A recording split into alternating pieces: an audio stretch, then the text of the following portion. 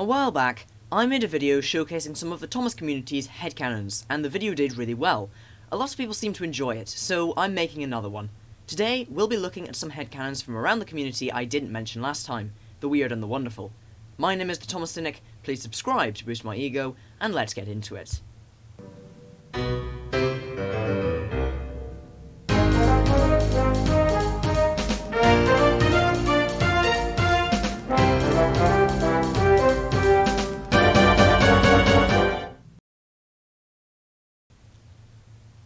The first headcanon is already pretty crazy, and it's from fellow YouTuber The Three Railway Engines. He actually made a video on this headcanon a while ago, so I'd recommend checking that out once you're done here. According to this headcanon, there was once a railway to the north of the island which connected Harwick, Peel Godred, and Culdee Fell. Hero arrived early on to run this line, and since it wasn't very linked up with the Northwestern, he thought he was the only engine on the island. Eventually, he broke down and was left in a siding. The Northwestern thought that the line to Peel Godred was worth buying, but the rest of the line was closed and fell into ruin. Then Hero of the Rails happened, and the rest, as they say, is history. Our next headcanon today is from Luke Kennedy. We nearly all hate that Skarloey and Rhaenys were presented as silly and immature in the hit era, and this headcanon says that the stories with them in were written by the Reverend Audrey about the days of their youth.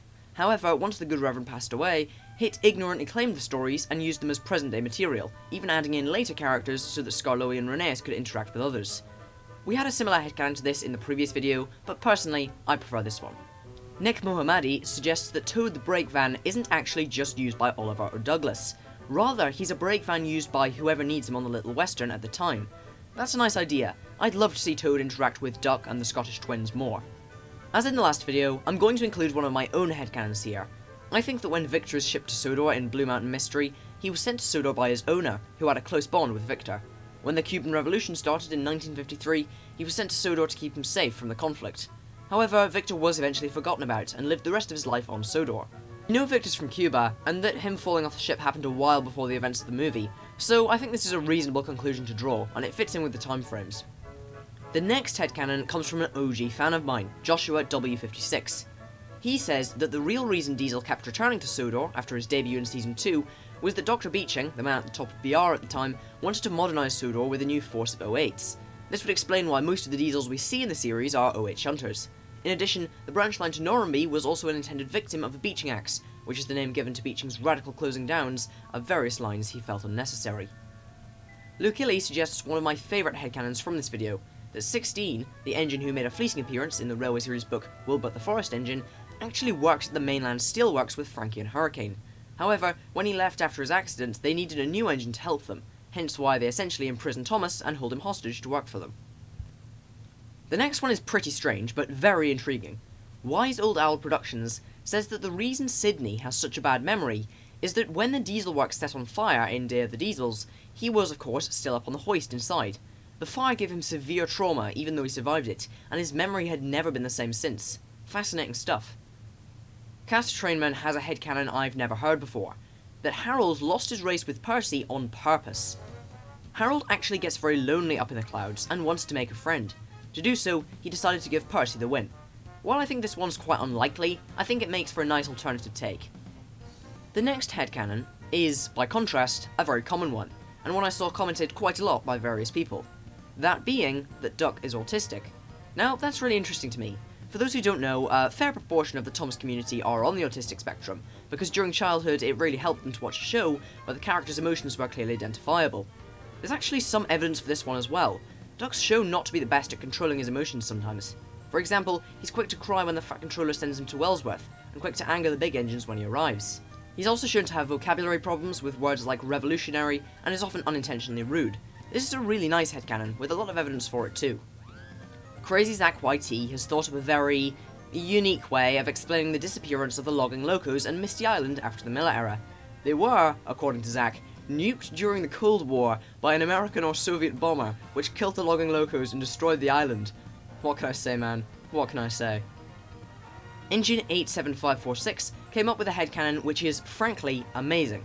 It's unlikely, but really clever. Here it is. Duncan worked at a factory at Peel Godred, which served the Mid-Sodor. This explains why he can be seen as a cameo character in some of the Mid-Sodor flashback scenes. Now, what's so clever about that, you might think?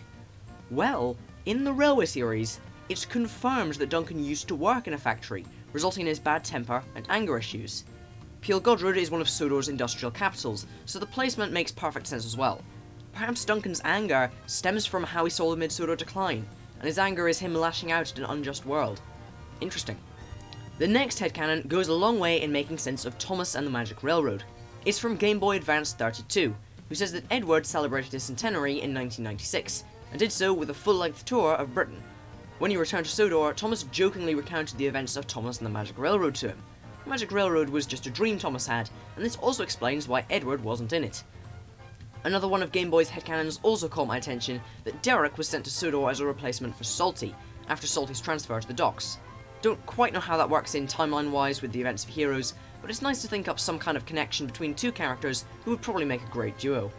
Rebecca Parnas came up with an idea to explain why Henry loves nature, and in particular trees and forests, so much. When Henry was sent to Crewe for his rebuild after the Flying Kipper crash, he was shut up inside the repair shed for weeks and months, without any exposure to nature. As a result, he's gained an appreciation for it, and doesn't take it for granted. Hyde's R01 has a headcanon that I certainly disagree with, but I still think is one that deserves to be shared.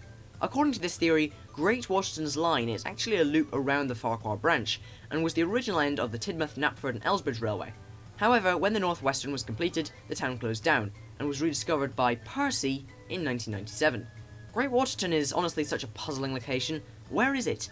Personally, I like it being somewhere near the Skarloey Railway, so I subscribe to the line extending up past Croven's Gate into the wild east of Sodor, but there are just so many other possibilities as well.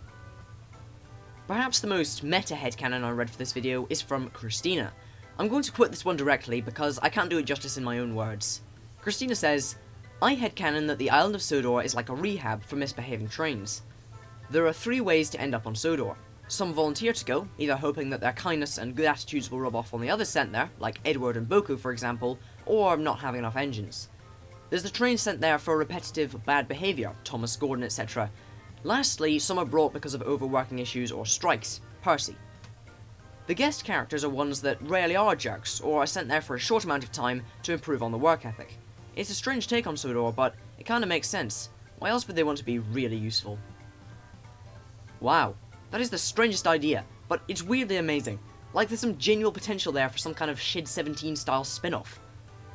Steam Engine Kid suggests that Norman, Paxton and Sydney run trains from Sodor to the mainland and back.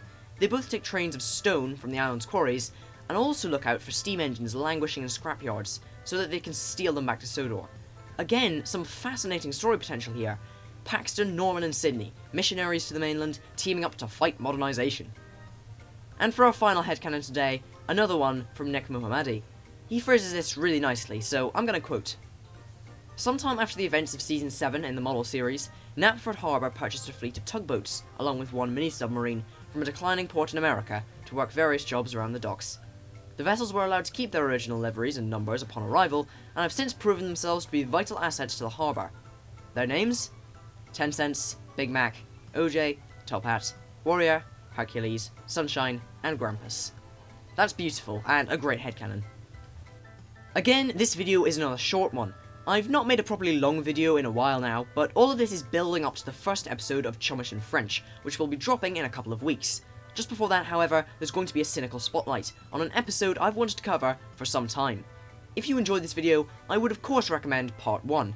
This has been the Thomas Cynic, thank you for watching, and until the next time, have a good one.